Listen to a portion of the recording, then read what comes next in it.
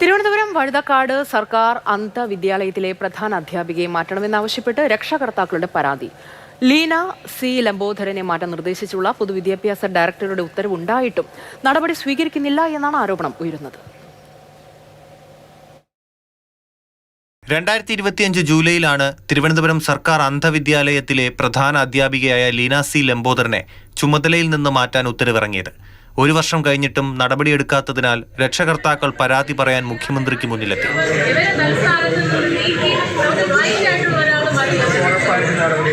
എൻ്റെ 2 മക്കളും ബ്ലൈൻഡാണ്. മൂത്ത മോനെ ആ സ്കൂളിലാണ് പഠിച്ചത് 7ാം ക്ലാസ് വരെ. ഒരു പ്രശ്നമില്ലായിരുന്നു ആ സമയത്ത്.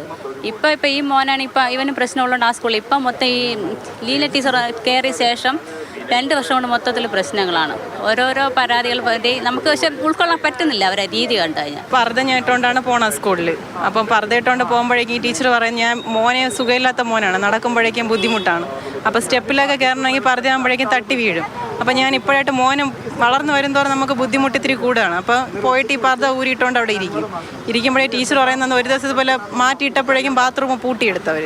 എന്നിട്ട് പറയുന്നത് എന്തോന്ന് ഡ്രസ്സാണോ ഇട്ടുകൊണ്ട് വരുന്നത്, അതിട്ടുകൊണ്ട് തന്നെ ഇരിക്കണം, ഇവിടെ വന്നിട്ട് പർദ്ദ മാറ്റാനൊന്നും പറ്റിയൊന്നുമില്ല. അവിടെ ഒരു കോർഡിനേഷൻ പോലും ഇല്ല. ഒരു സ്കൂളാകുമ്പം അതിൻ്റെ ഒരു കോർഡിനേഷൻ വേണമല്ലോ സാറേ. അത് എന്തായിരുന്നാലും അതിനകത്തില്ല. കാരണം എല്ലായിടവും വഴക്ക് കൂടാത്ത ആരുമില്ല. നമ്മൾ ദിനം പ്രതി ആ സ്കൂളിലിരിക്കണം. ഒരു ദിവസം പോലും അവിടെ വഴക്ക് കൂടാത്ത ദിവസങ്ങളില്ല. പരാതിയുടെ അടിസ്ഥാനത്തിൽ വിദ്യാഭ്യാസ ജോയിന്റ് സെക്രട്ടറി ഉൾപ്പെടുന്ന സമിതിയാണ് പ്രധാന അധ്യാപികയ്ക്കെതിരെ 1 വർഷം മുൻപ് നടപടി ശുപാർശ ചെയ്തത്. ആരോപണങ്ങൾ അടിസ്ഥാനരഹിതമെന്നാണ് ലീന സി ലംബോധരന്റെ വിശദീകരണം. മാധ്യമങ്ങളോട് പ്രതികരിക്കാനില്ലെന്നും പ്രധാന അധ്യാപിക അറിയിച്ചു. മാതൃഭൂമി ന്യൂസ്, തിരുവനന്തപുരം.